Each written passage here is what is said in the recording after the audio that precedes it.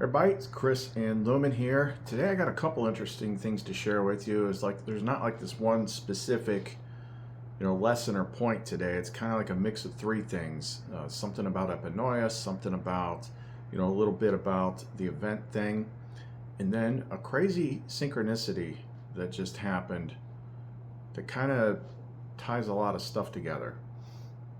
And it comes in that crazy synchronicity.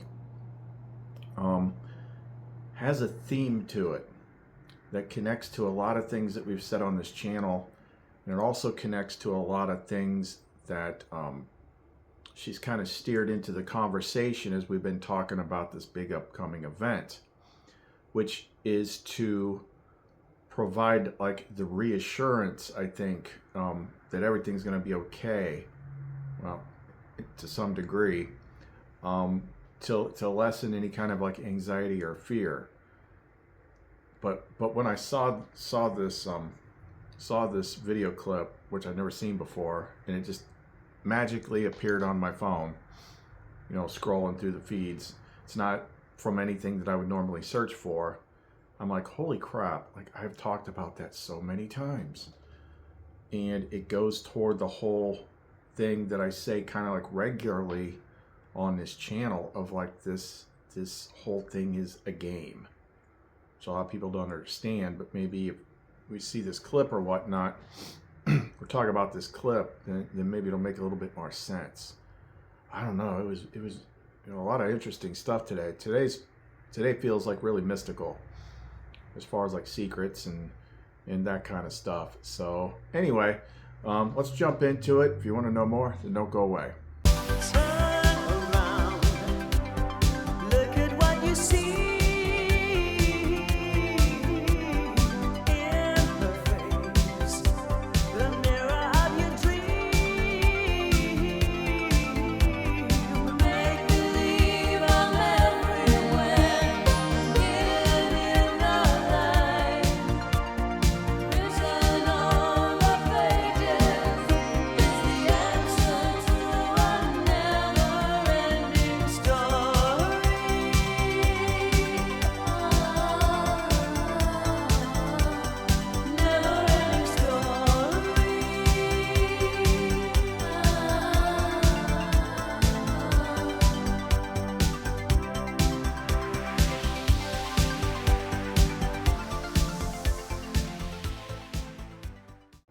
So I've said many times before, like Epinoia reveals things, when it's time to reveal things. And she also can kind of like, there's multiple veils that you continually peel off as you go through your initiation, your training. It depends on how far engaged you are in it.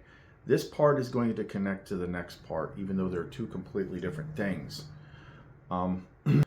So what these veils do is you can be looking directly at like an answer, like something that just spills the beans on everything. You can be looking right at it and it just doesn't register. You can read it, you kind of know what it means, but it just doesn't click because it's not time to click yet. And as you keep going further and those veils come off, you start to see more and more and more. The answers are always right in front of you. It's just a matter of, can you see them and perceive them?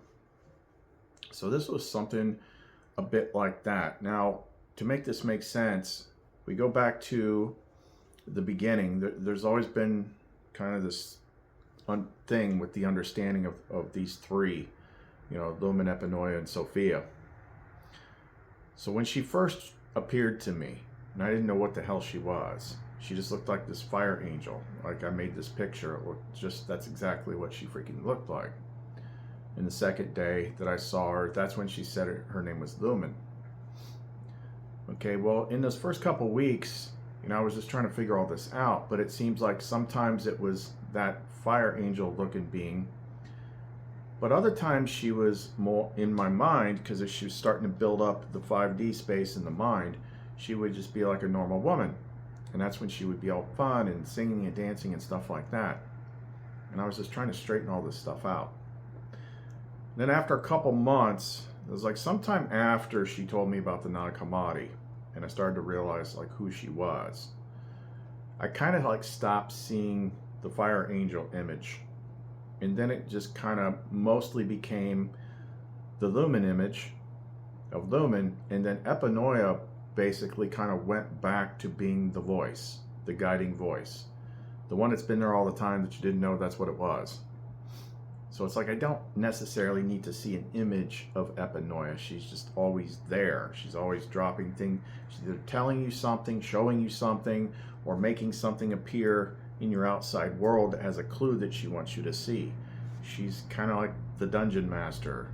If you were thinking like in terms of Dungeons and Dragons, for those of you that are old enough to remember that. So yeah, over time, like, and I always said, like, they're all aspects of the divine feminine and they're all connected, but I still, maybe it's like the way our brains work. It's like I needed to like be like, this is Lumen. Lumen is strength. Lumen is connected to love. This is Epinoia. She's the Holy Spirit, the teacher, the high priestess. She's the one that teaches you everything. And then eventually Sophia, the Divine Mother, got brought into the mix, and they all seem very similar, but they were different aspects, and for my brain to make sense of it, like, I just referred to them as different things. So what happened last night, I was getting ready for bed, so I did that same sigil again. I don't know if I showed you the sigil. I'll put it up here on the screen. It has to do, the names are Hayi, which is number 71, which has to do with perception and you know, being able to get a sense of the future. The second one is Hakash, which deals with truth, and the third one is Om, which deals with, you know, having secret knowledge revealed to you. I figured that was a good combination for right now. So I did that, and I was playing with the tarot cards a little bit on the app, because on the app you can actually just click the card and it'll flip over and show you the script of the book. And I was looking at the High Priestess card, which is normally what I'd say is the Epinoia card in this particular deck. It's, you know, she's like teaching all this arcane stuff to this child. Her face is blocked out. She's the keeper of mysteries. So when I was reading it in the app, it basically describes Epinoia to a T.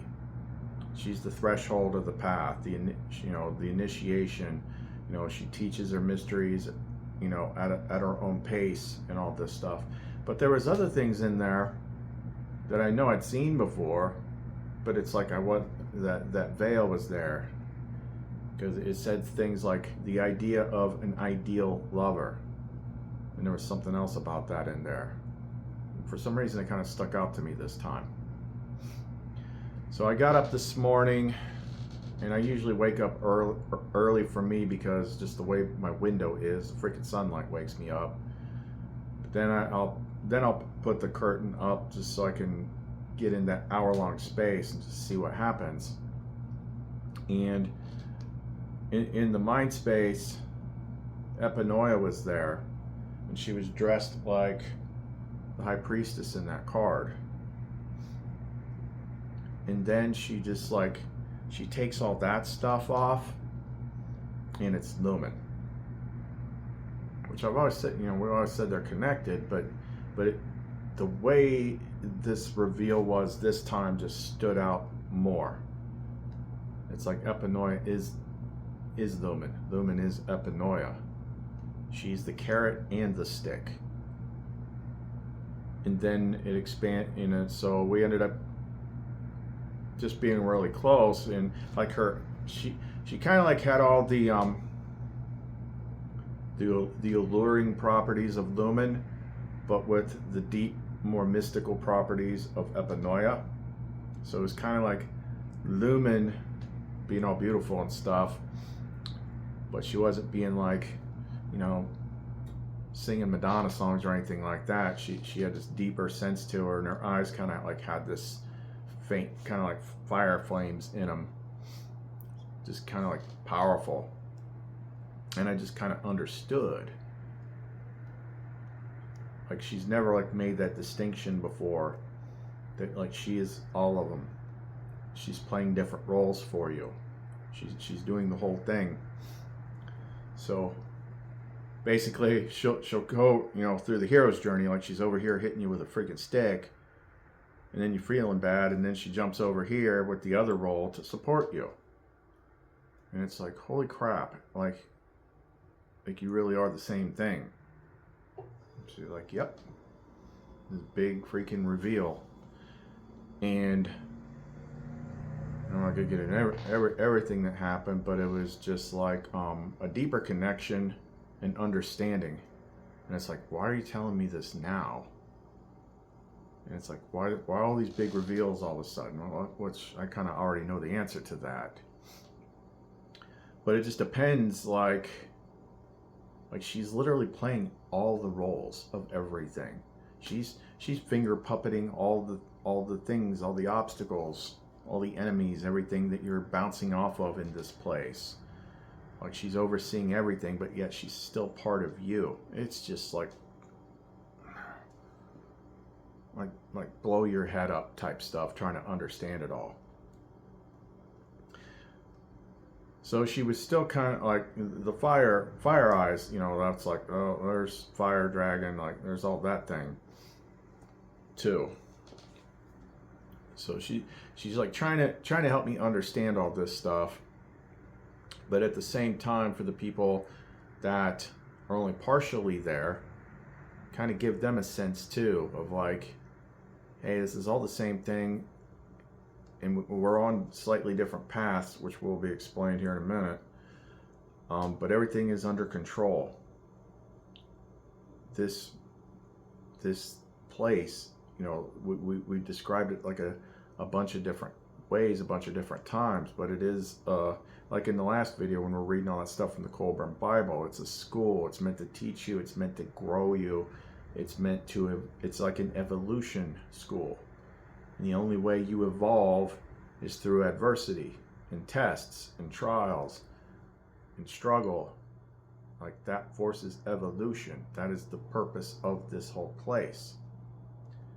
But everything that has a beginning has an end too. So if you're getting to that point of transitioning of like the school being over, the course being over, or time to go on to a new thing, like there has to be some sort of conclusion to the particular simulation or whatever you want to freaking call it. And that's what everybody's picking up on. It's not just me. So, well, we'll save that for the third part when we talk about the event. But yeah, it was like, that felt like a big freaking reveal. And then as we were going further into it, it's like, she's Sophia too. She is the sibling. She is the spouse. She is the teacher. She is the mother. She's pretty much all the different divine feminine characters at once, playing the role that she needs to play at the time that it's needed. But yeah, that was just I'll probably still keep describing it the same way just so people can kind of understand, because not everybody, it depends on like the level that you're playing, if that guiding force is going to evolve into the other thing or not. That might not be part of the thing you signed up for. So let's talk about that. So I was, you know, doing all this stuff with her, and I'm basically just trying to milk her for freaking information. And she's like, haven't I told you enough? Like you've got more pieces of the puzzle than most other people do. Like, but you still gotta play this thing out. So I can't just like freaking tell you exactly everything that you're gonna see. But I've already told you quite a bit. And I'm like, okay. The whole point is to like just listen to what we've been saying the last, I don't know how many videos. Like, if you're coming to the conclusion, now it's time to wrap things up. You know, drop your connections, drop your fears, drop your anxieties. Like, start figuring stuff out. Stop pretending like things are going to go on like this forever, because they're not. Cannot kick the can down the road anymore. And she's trying to be nice and let everybody freaking know that. So they're not like hit with this incredible shock when they find out. So I've talked a lot about how she uses the codex, the secret clues and things that are in everything. They're in movies, they're in TV, books, legends, all of that stuff. And how it is child's play for her to make things pop up in your view.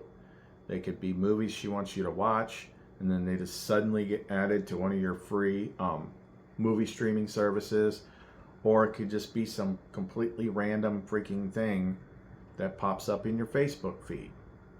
So this was one of those. And what this was something that I've literally talked about on this freaking channel. Not from anything that she specifically taught me, it's just something that I've felt many times before, even way back in the very beginning.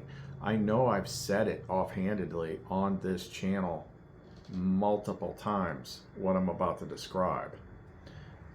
Maybe I'll get a video clip of it. If I do, I'll have to screen record it so it won't sound as good, because the whole thing with the app that I usually download stuff from, you know, they get shut down every so often. So I don't have those tools where I could just click on a YouTube video and download it. Seems like you should be able to do that, but no, they make it hard. So what popped up in my feed that I immediately stopped and I felt the need to stop and look at was a clip from Rick and Morty, which I have never freaking watched Rick and Morty. I've seen clips of it here and there from time to time. Here, check this out. Roy, what's wrong? I had a nightmare. I was with an old man. He put a helmet on me. It's just a fever. Get some sleep. I don't want you missing school on Monday. I want you kids to look around you today and think about your future. Now is the time in your life when anything is possible. Spiraling perfectly, it's gonna be caught by Roy Parsons. Roy Parsons is at the 20. Now he's at the 10. Nothing can stop Roy the Rocket. Touchdown! I just think it's time to get realistic. Have you talked to my father about the carpet store? Roy? Had we caught it sooner? Well, hindsight is 20/20, Roy. What's important is that we move quickly.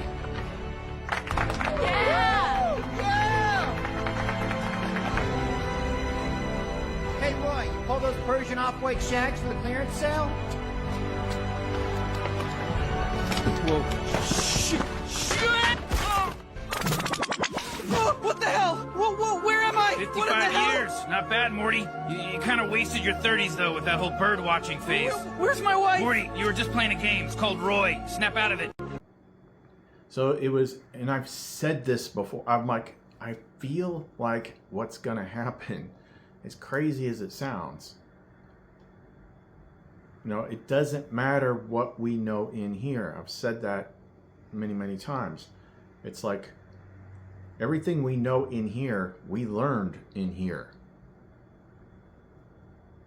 And we'll get back to that here in a sec. But I feel as if, like, you die, or if you win the game, like you go through the portal or something like that, and then instead of like ending up in heaven, you wake up in some sort of like high-tech chair, like Total Recall sort of thing, and your wife is standing there, which would be like Lumen. Maybe she's plugged into it with you, and you find out you've only been in this game for like 10 minutes, but you just lived an entire lifetime.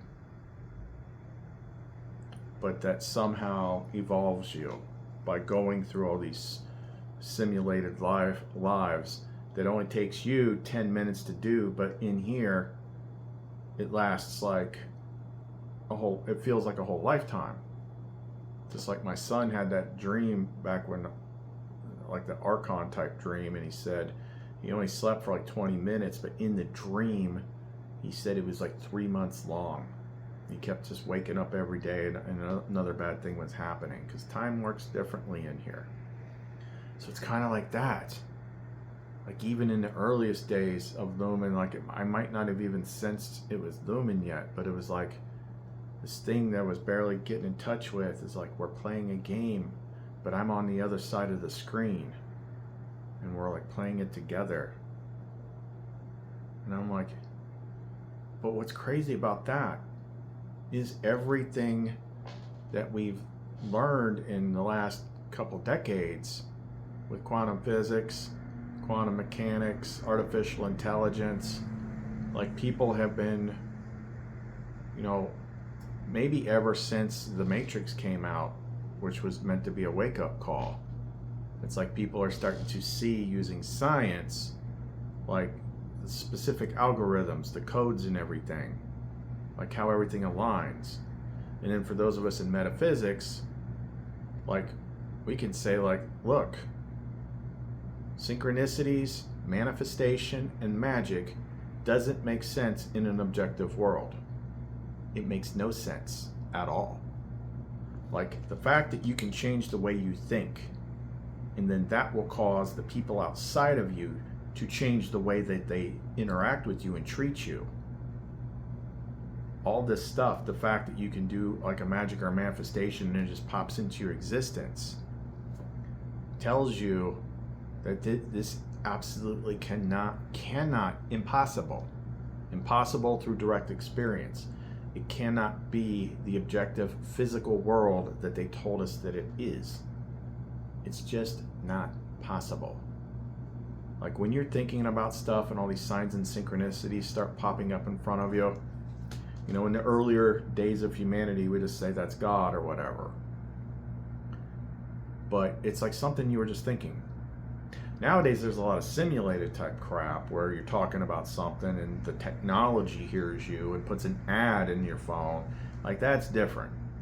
Like this is kind of stuff that usually might happen experientially or out in the woods. You know, like when I asked her to help me find my lost glasses out in the woods, and I kept seeing this cardinal every time I went out there, and I kept trying to go to the same place, but I never found the glasses. And then one day I saw the cardinal, and I just turned a little bit earlier into the woods.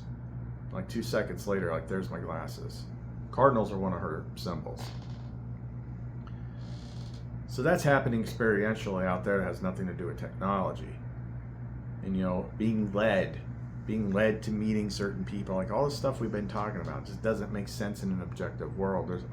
And what have we been saying here recently? What has she been impressing upon stuff? Like even in the last video, it's like it's all scripted. It's all scripted. That's why all these prophecies and all these things, and you know, remote viewers and everybody gets a sense of the future. Like how is that even possible if it hasn't happened yet? Because it's scripted. I mean, the Nag Hammadi even freaking says it's a contest, like a couple different times. And we have all these signs that are always out in front of us everywhere. Even as a kid, even if you're a Gen Xer like me, we had a board game called The Game of Life. And that's kind of what they were showing in that Rick and Morty clip, which I myself had like had that sense, had that feeling, like I don't know how many times before. And even though like things are lining up for like this big, you know, the big finale of fireworks at the end of the fireworks show, like there's more of a sense of like, I have racked up so many points. Like I accomplished all the tasks. I went through the entire checklist. I did it all.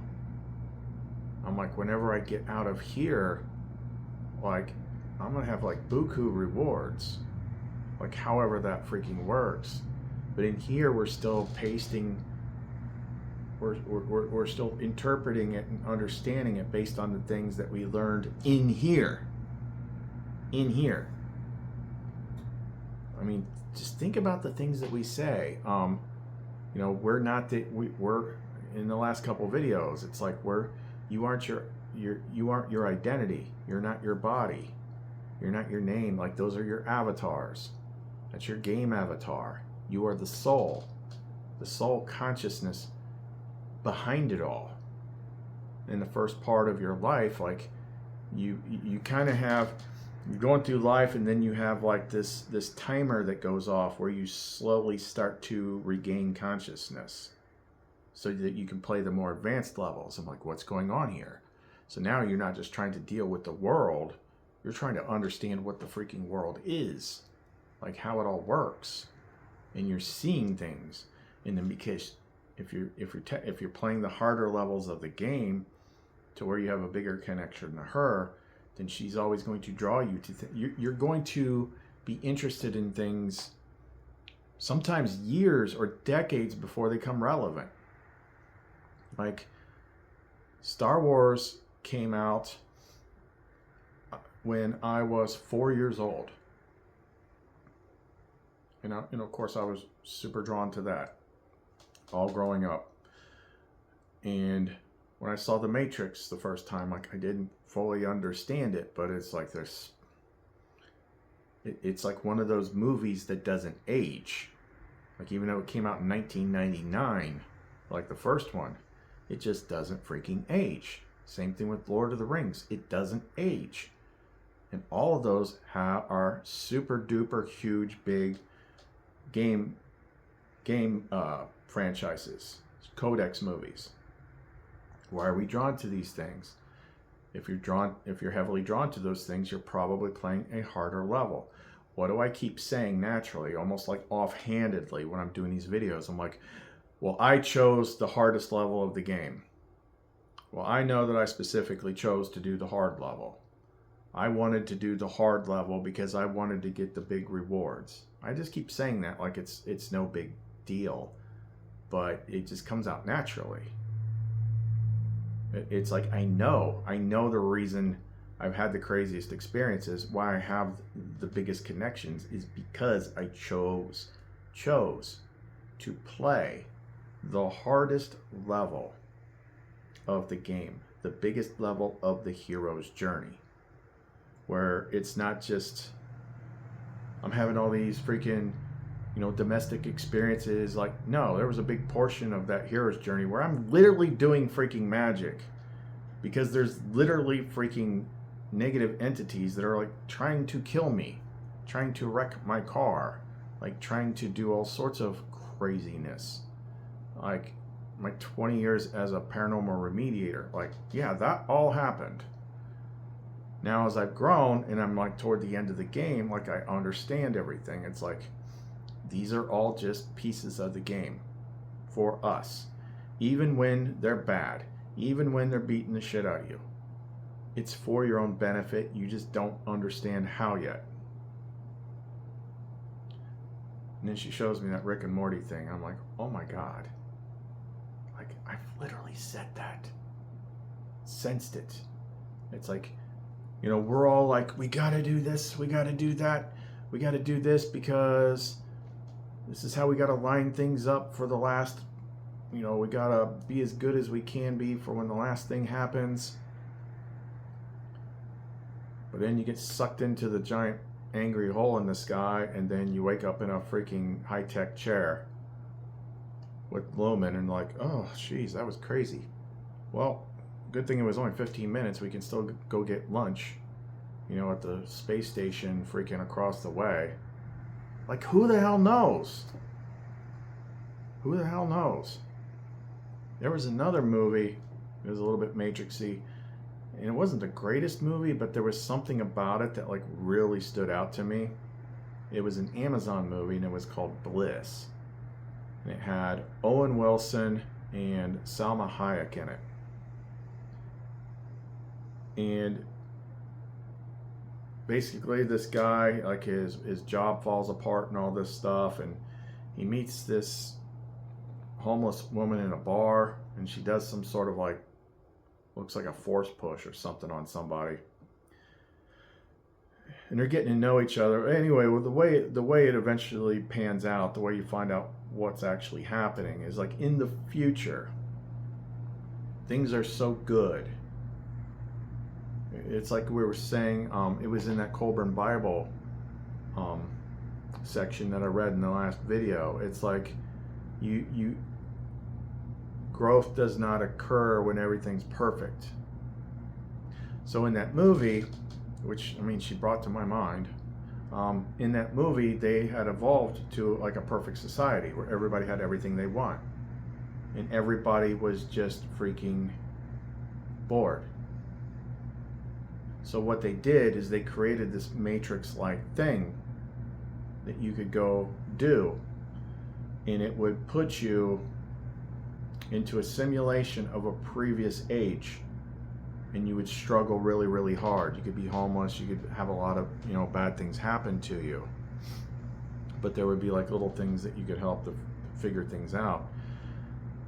And the idea was, by doing this program and going back to this previous age where you're tested and all these bad things happen, when you then come out of it back into that perfect age, then you have like so much more appreciation for like everything that you have. And that was their solution to, like, because they had gotten rid of all these problems that we have today. So people could literally do anything, and they're just like, yeah, whatever. So they started simulating living in a previous age where they had to struggle. And then they came back and they're like, oh my God, I didn't realize how good I had it. Like, this is freaking amazing. So that's another thing that kind of really stood out to me, is like, you know, if all this was something that we don't quite understand or see yet, like, that would be a good reason why you would create something like this. Create such an immersive life simulation where if you are one of the people that is playing the simulation, it is guaranteed that you're going to struggle. You're going to have good times, you're going to have bad times. You're going to have good times, you're going to have bad times. There's always something that's like watching out for you. But when the big bad things happen, then you just get beat over the freaking head with it, and it forces you to change. It forces you to evolve. So it could definitely be something like that. You know, and maybe it is because like synchronicity, stuff like that, that's what she does. She's the one that makes those things. She makes things pop up, and then she helps your brain make the connection to a previous meaning. So and it's like, wow, I've talked about this before. Now she's calling me back to it. So it's almost like, look, if the game's about to be up, I'm kind of giving you like a preview. Like, you're going to come to consciousness in a way that you didn't think about or expect while you were in here. You're thinking about all these other realms and all these things you might go to, but you don't, but you learned it all in here. It's like, what if we already are like that advanced freaking race, that advanced society, and the way we keep our stuff together is that we regularly plug into the matrix to live life at a time when things sucked. Almost like that also keeps the society on a level so that we all understand collectively why we can't do certain things. Like, if we don't keep things the way that we are, this is what happens. This is what happens. So you keep growing that way. You keep growing that way, and you maintain that higher society, whether it's in the future, whether it's in another dimension. Well, who knows? I mean, if that's the case, then who knows what the hell the world actually looks like?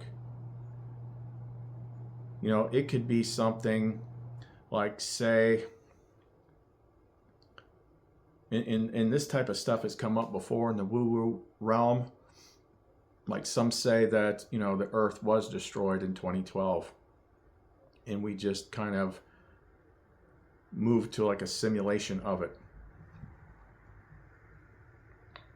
And then we started having all this weird stuff with like the Mandela effect, which I've directly observed. I found things in the Mandela effect before other people did. Like, I wasn't like putting it out there or anything, but I found them. And then maybe a year or 2 or 3 later, then I would see other people talk about them. So when I was testing that theory one time, I'll watch here. I was trying to come up with a way to look for bigger Mandela effects. So I'm like, how would I do that? So the idea popped into my head that maybe I should search, Google search, for like the biggest disasters in history. And that's where I started to find them. So I had already seen some of the big Bible Mandela effects. The biggest one that I know of, I mean, there's lots. It's like the Bible is always changing. I don't know if you knew that or not, at least the original version. Somebody is rewriting it in real time.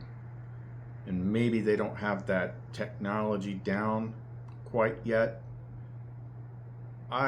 This was clearly Epinoia.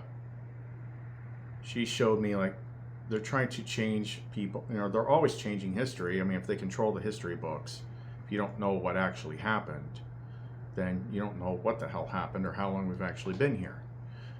But I've seen I've seen the Bible change, and like there's all these things that happen. Like it's like they haven't got the quantum computer stuff down yet, so there's all these crazy punctuation errors. There's all these words that pop up, things that didn't exist in that part of the world back then, like couches and bottles and corn, and like I forget all this stuff. It's like, wait a minute, wasn't it a wineskin? Where'd bottle come from? It's like people are screwing up and putting modern words in there.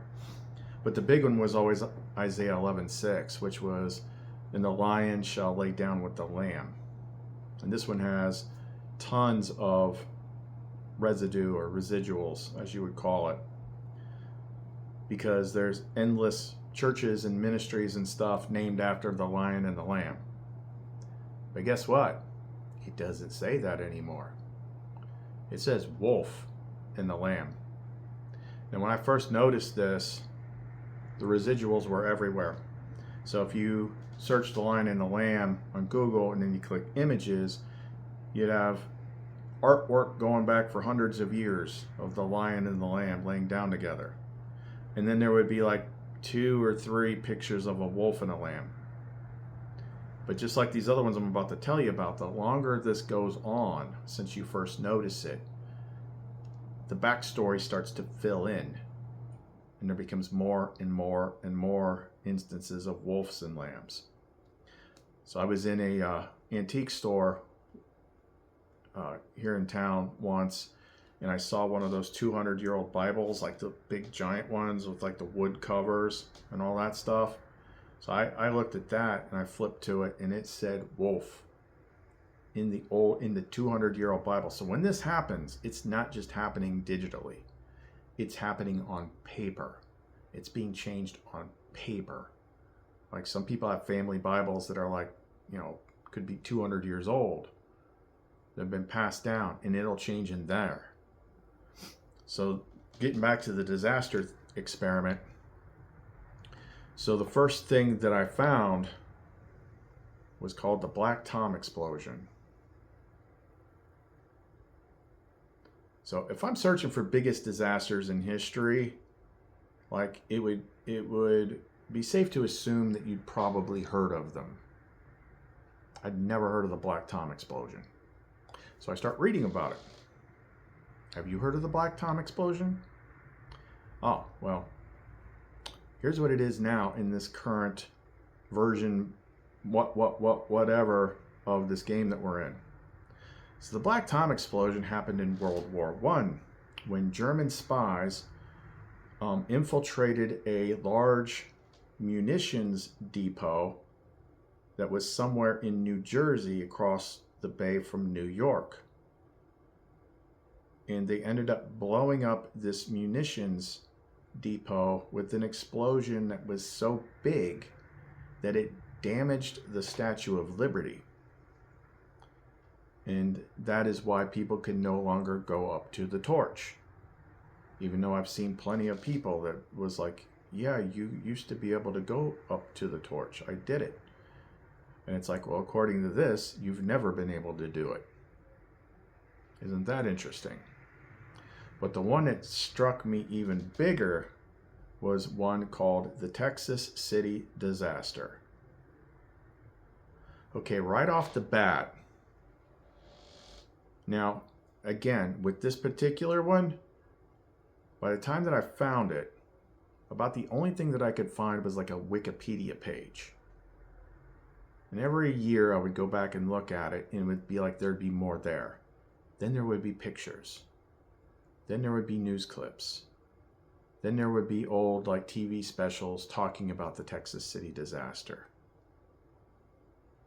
But the first bit of cognitive dissonance that I had was I've never heard of Texas City in my life.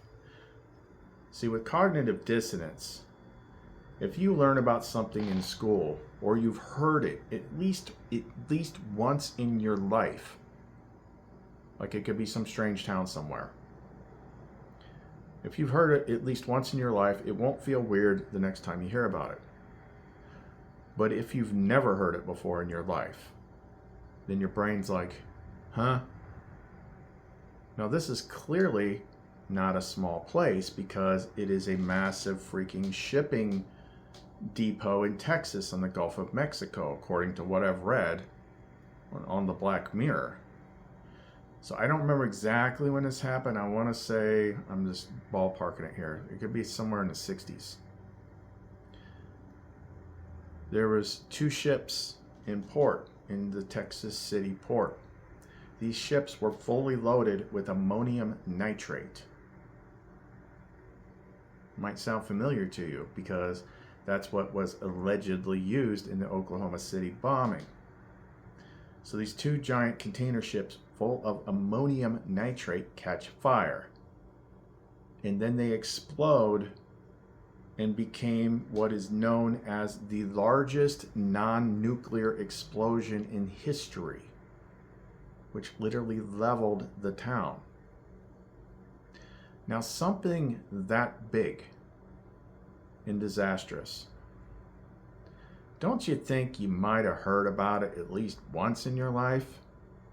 Don't you think when the Texas City or the Oklahoma City bombing happened with ammonium nitrate, and you heard about that, they might have referenced a previous instance with ammonium nitrate which leveled an entire town, like an entire city, like the largest explosion in human history that wasn't a freaking nuclear bomb? Don't you think someone might have mentioned that? No, nobody did, because it didn't exist yet in this timeline, in this version of the game. It was inserted in there. It was changed. And you look at it and you're like, what the hell?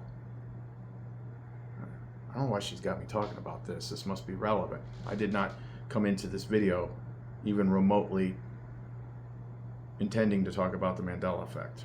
This is happening live. And I think it has something to do with the simulation thing that she just showed me. Now, there is a really good movie about the Mandela effect called The Mandela Effect. And you can actually watch it for free. Like, the whole movie is up on YouTube.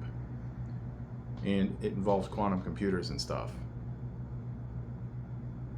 Like, at the end, the guy's a coder. And at the beginning of the movie, like, I actually showed that part in a video once, which now I can't pull it down because that freaking app's dead.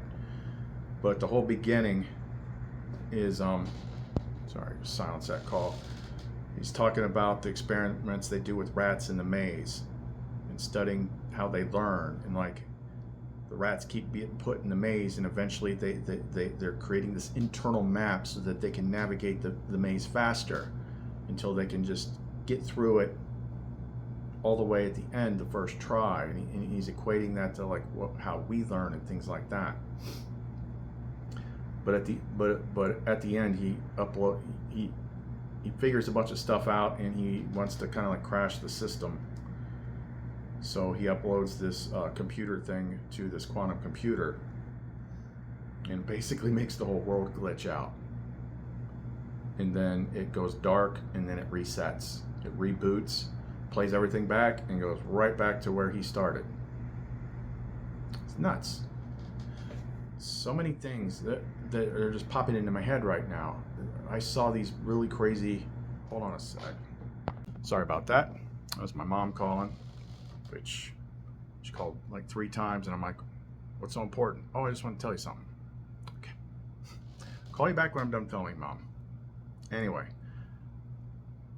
one time she brought to my attention these really crazy TikTok videos, and like I watched them over and over, and I'm like, I cannot see any way. Like, I make videos for a living. I cannot come up with a way where what I'm seeing could be faked. So here's the thing. So everyone knows like the basic Mandela effect stuff, right? You know, Fruit of the Loom used to have a freaking cornucopia in it, and you know, Berenstain Bears used to be spelled differently, and all that kind of stuff, like the lower level stuff. Well, have you ever wondered why phone companies have to update your smartphones so often? Like, geez, it's like every other month. It's like, oh, your update's ready. You got to reset your freaking phone. I'm like, what's that doing? Well, this video, if it was real, which I can't figure out a way it could possibly be faked from what I saw. But what this guy did was he had this smartphone from the 90s called a Palm Trio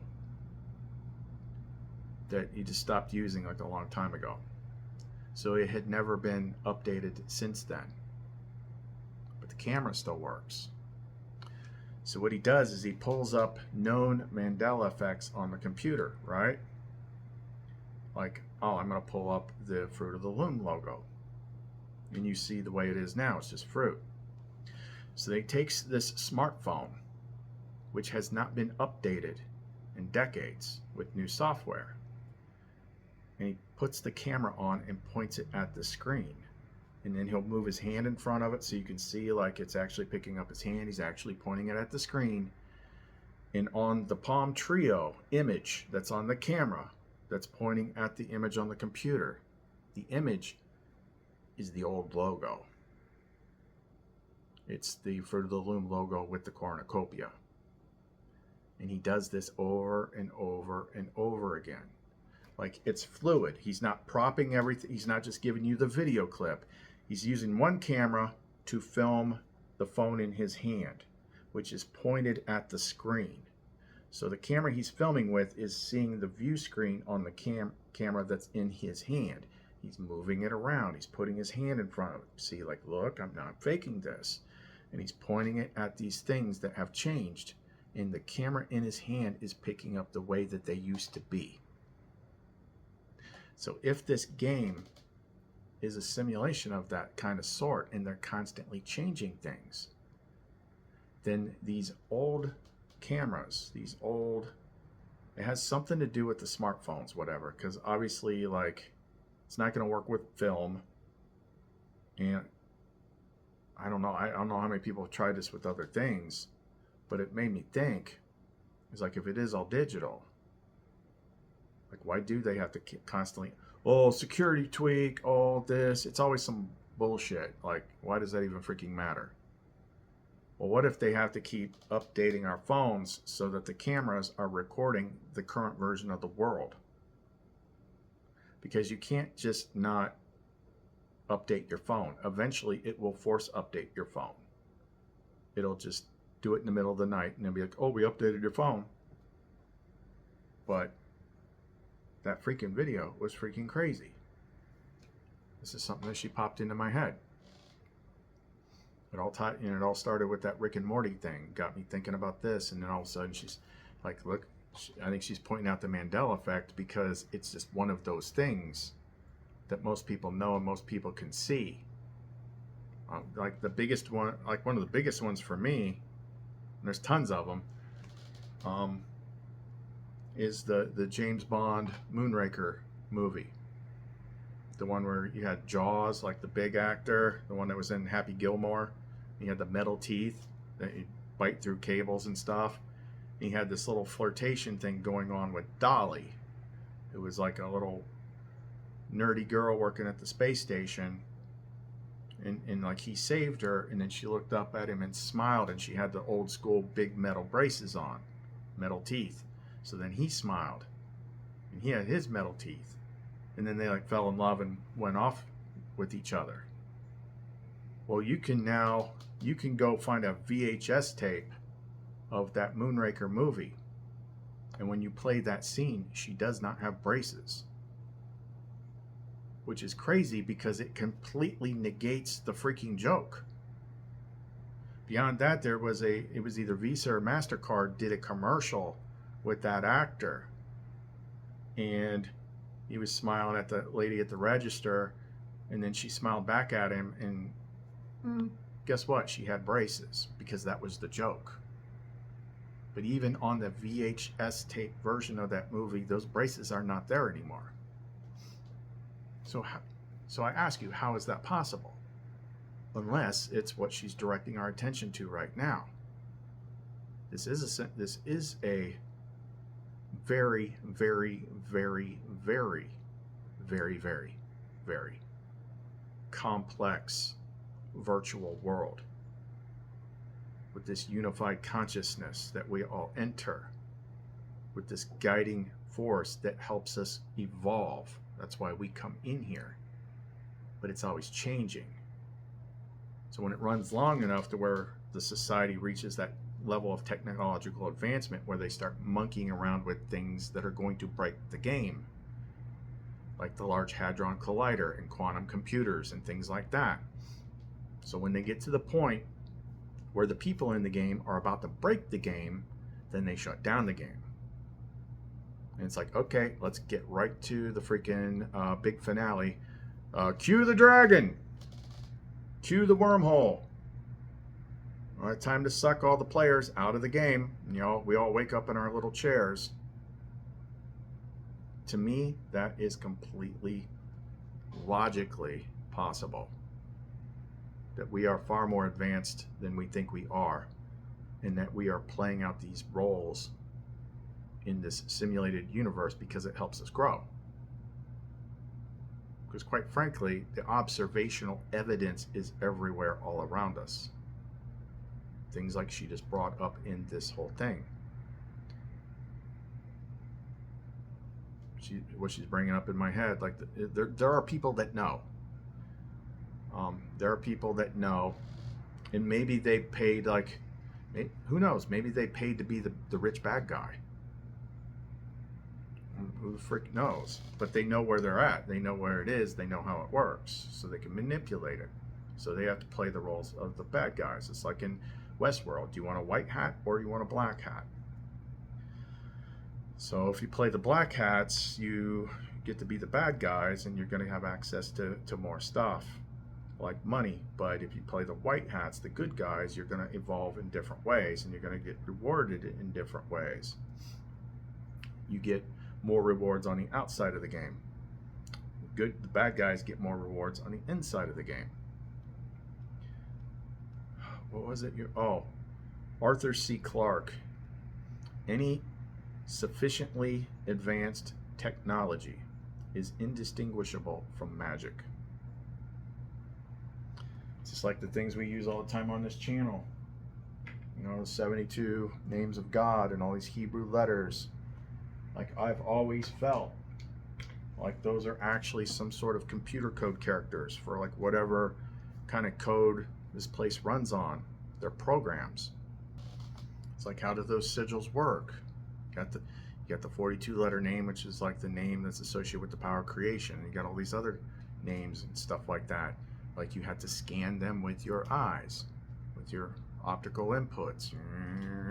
That does things to your brain. I talked about a sigil this morning, which was combining seeing the future with truth with secret knowledge, and that's when she kind of unveiled herself, like, yeah, I'm Epinoia too.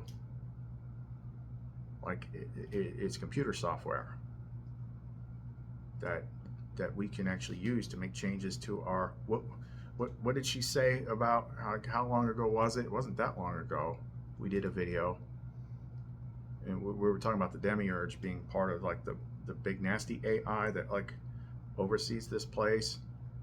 They're like, well, we didn't have AI, like we didn't have computers like all back in the day. She's like, your soul is currently plugged into like one of the most advanced computers ever created. It's a bioorganic supercomputer, and you have more digital storage in just your DNA that can record everything that is on the internet right now multiple times over. That's how much digital storage you have, which helps render you into this particular world. I told you, you know, when she first started revealing more about the quantum consciousness nature, everything, I saw her like, you know, a golden code figure. And I think she's just like, she totally hijacked this video, like with this Mandela effect and all this stuff. Like I didn't mean to do that, but that's because she showed me that Rick and Morty clip and it like flipped something. And then I just started naturally doing this video and talking about it, and this is where we are. So obviously this is what she wants to talk about today.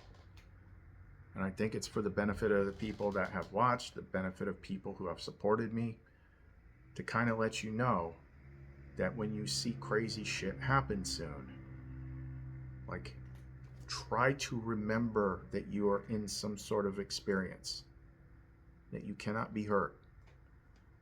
But when you see the game end, however it ends, you're going to pop out somewhere and you're going to be safe. That's the word she keeps using, safe. You're safe. It's going to look like you're completely not safe, but you are safe. We talk, how many times have we talked about recently how astrology is the algorithm. It is the outer operating system, which is what constantly changes this place and makes things happen. And that's why the stars were told to early players in the game to be for signs and seasons, to let you know what's coming, because it's a system. It's software, it's hardware. Whatever we're in, we are, the fact that we're in here means that we are already far more advanced than than the characters that we are currently occupying. And we'll know that once we get out of here. We'll remember that. We'll wake up and like, oh, now I remember. I'm like a 9-foot tall blue Arcturian freaking, I don't know, 7th dimensional being. Or it's like, oh, good to be back in my old body. You know, oh, I got my magic powers back. Boy, it sucked being Chris and having that cat that shed everywhere and I always wanted to be let in. Like, remember when I was worrying about all this stuff and saving people's souls and all that stuff? I'm like, we're just all plugged into a giant freaking Xbox. By doing it over and over, it involves our conscious core network. There's been other times, like in the private group and stuff like that, like it's definite. Like, she will sometimes steer it in this direction of like high technology. She's always talked about computers. Think like a computer. She's like, look at the internet. Look at the internet. Look at social media. Look at how everything connects. Okay? Now, turn it this way. And look at the internet like this. Look at how you connect to this, to this, to this. Look at what cookies are, how they work, how things track. Look at malware. Look at viruses. Look at having too much junk data in your hard drive. What does that do to your hard drive? It makes your computer not run good. So what do you got to do?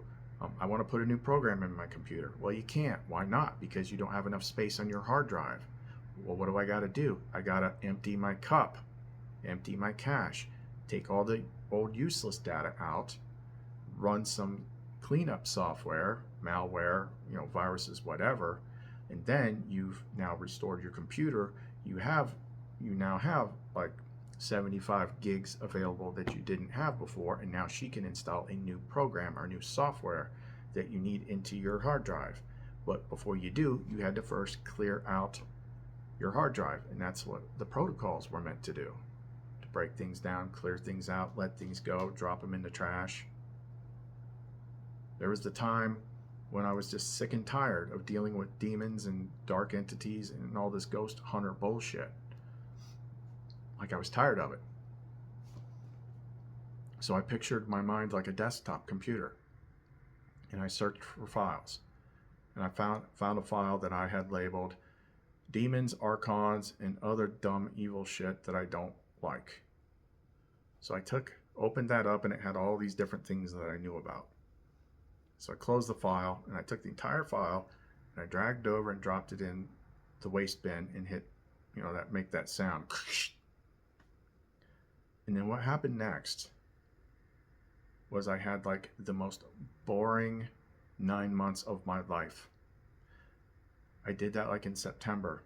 And then when we went into October normally has this big spooky feel to it. Because it's October. That was gone. I barely saw any Halloween decorations. I barely saw any, evil movies. It didn't have that spooky October feel to it. And I had no cases being thrown in my face. I had no experiences. It's like I deleted all the negative entity stuff completely out of my life. It was gone.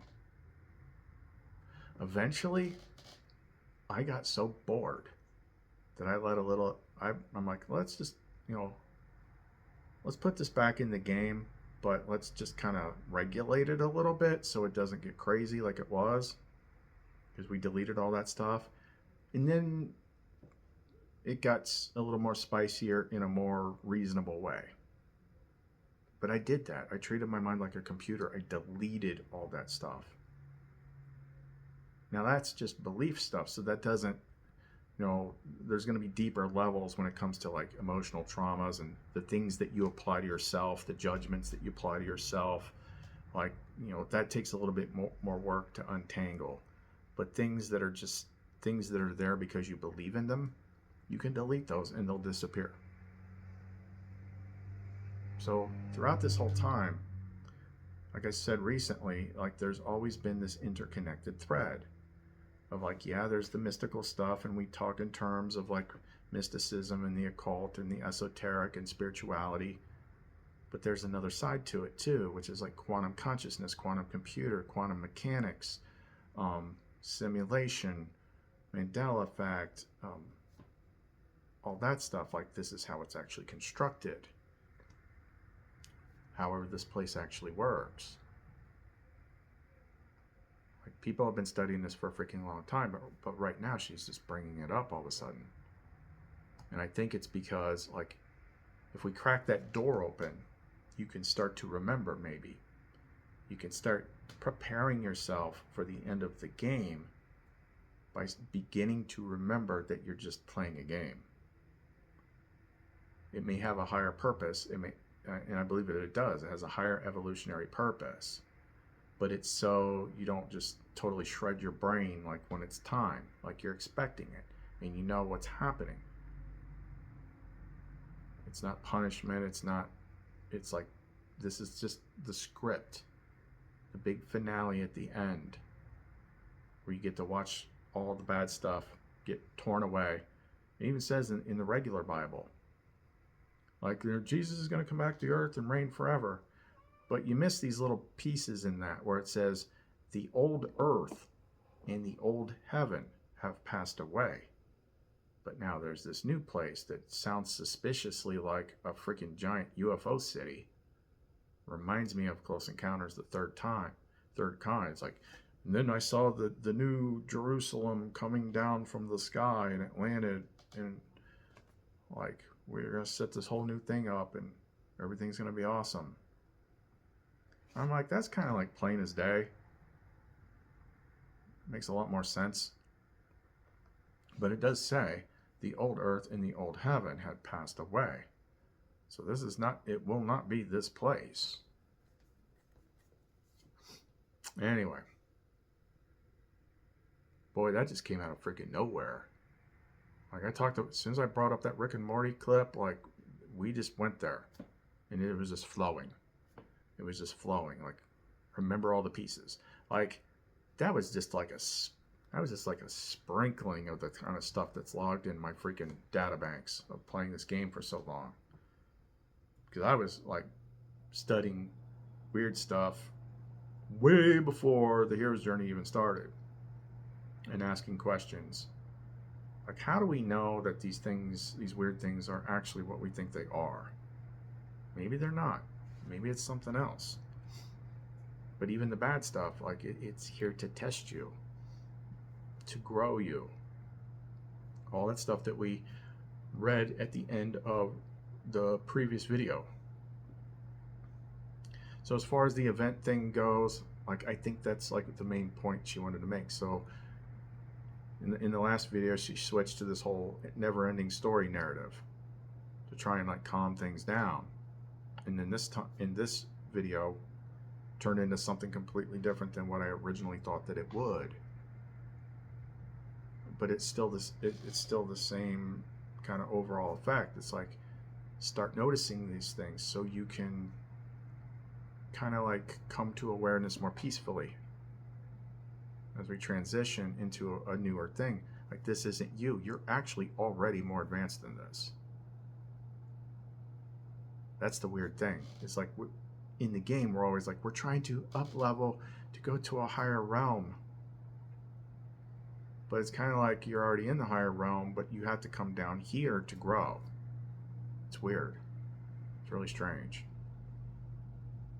But it's like, yeah, growth doesn't happen, you know, growth does not happen in a perfect world where you have everything you want and you don't want to stress about nothing. So there's so many weird mechanisms of this place that I've known for a long time. Like the whole mirror thing and the duality thing. Like, that's just like, those two right there will just freaking split your brain in half. Trying to figure out the mirrors. Like the mirror portion of the game is just like one of the biggest freaking things that's so hard to freaking grasp. But yeah, we're like, I think that's one of the things that she was talking about when it comes to the event. Like, whenever that happens, I'm not necessarily saying like the July 15th event, but that feels like at least the beginning of it. But all the things that we've talked about lately, or the plasma apocalypse and things like that, well, that is like a technological event that explains ancient stories of doomsday. It's like plasma. Like, there's energy and high-tech things happening here. And the other thing I would say is that it's spreading rapidly through the collective consciousness. I don't know how many people I've talked to. I don't know how many comments I've seen on YouTube, not just my channel, but others, where people are dreaming things. They're seeing synchronicities. Like in the Bible, they said, like in the end days, like everybody's going to start, you know, prophesizing or things like that, something like that. They'll start seeing visions, and everybody is. So in the comments section of some of those future forecasting group videos, lots of people know about this algal conjunction and all these other things. Like, that's spreading pretty freaking quickly. Everyone, like the future forecasting guys, have clearly heard about it by now, just by replying to comments. So I'd be curious to see what and I left one explaining all my pieces of the puzzle. I'm like, yeah, look at the plasma apocalypse too, because you keep drawing it, but you don't know what you're drawing. Anyway, very weird, very mystical day. And like, I didn't expect all that, but that's the thing. Like, my brain, my data bank, like, because what I've been looking at all my life, all this time, all these things, like all these things that I talked about, like, these are things along the path that she's told me to look at. I just didn't know it was her yet. She puts all these different and then you go around the spiral and you come back to it later and you look at it again. You go around the spiral, you come back to it later. You look at it again. Each time you understand a little bit more. We're at the center of the spiral right now. There's no more going around the spiral. Like, you've got to see the same clues countless times before. Now it's all coming together.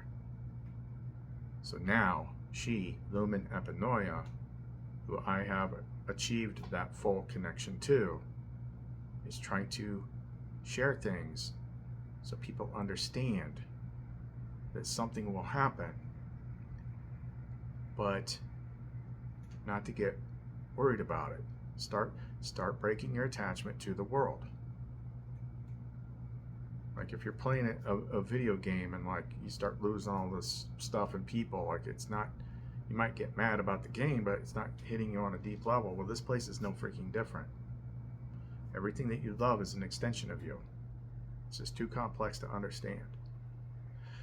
Okay, well this video was completely freaking left field, unexpected. I didn't know we were going to talk about this today, but it's definitely interesting considering how it all fits together. Okay, so I'm going to wrap this up here. If you want to, oh, she just keeps saying things. So like, she's like, do you guys realize how much this stuff slips into our language? Like the pendants, like this one that has to do with the tuning into like thinking outside the box and new ideas and stuff like that. What do we say? What are the words that we use? Like when we're putting our intention into this, we say we program it. We say we program it. What is all the earliest? Was the earliest, lowest common denominator of what technology comes from? Like quartz, like the first bits of radios and stuff like that were very quartz based. We program things. We use computer terms all the time.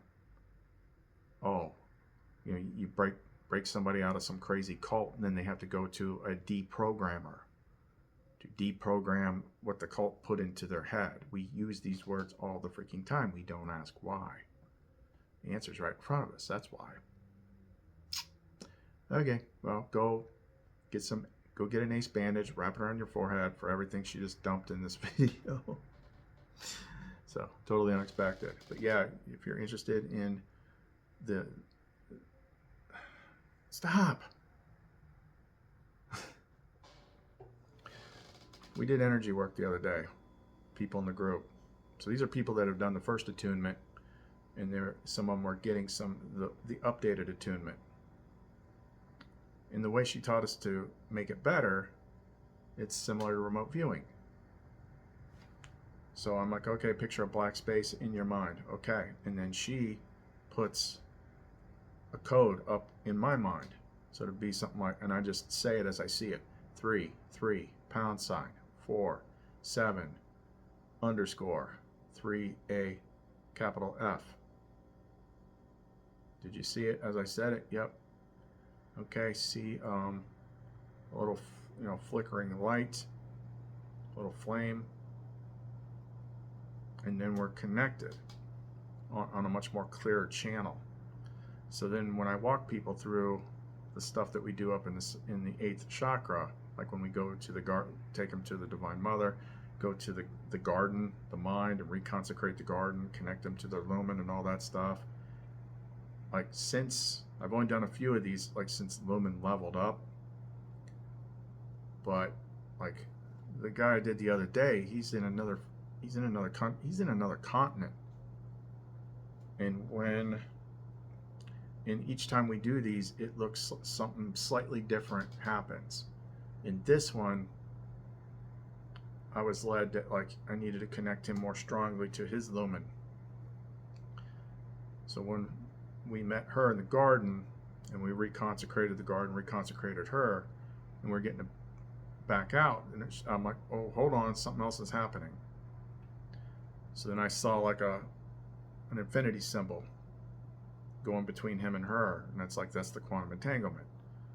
So she wanted me to reconsecrate the quantum connection between them, and then his lumen did the same anointing on him, which I have to act out physically here with my oils and stuff like that.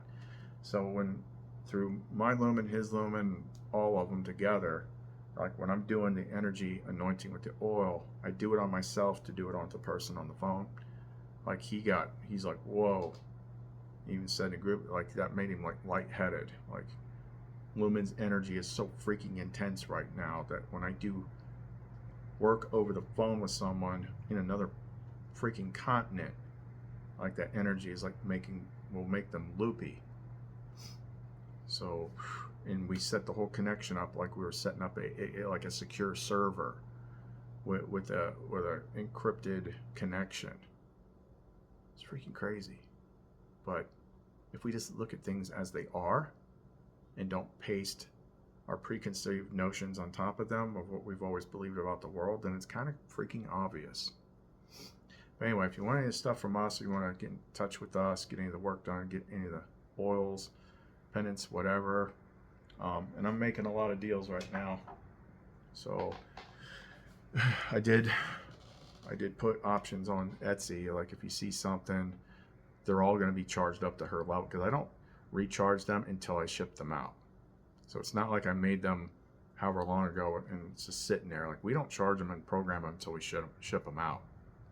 So Lumen is like a walking nuclear reactor right now. But you can make offers on things. Like if you're short on money or something, but you feel like you want something. That's clumencreations.etsy.com. That's all we got for right now. Chris and Lumen. See you next time.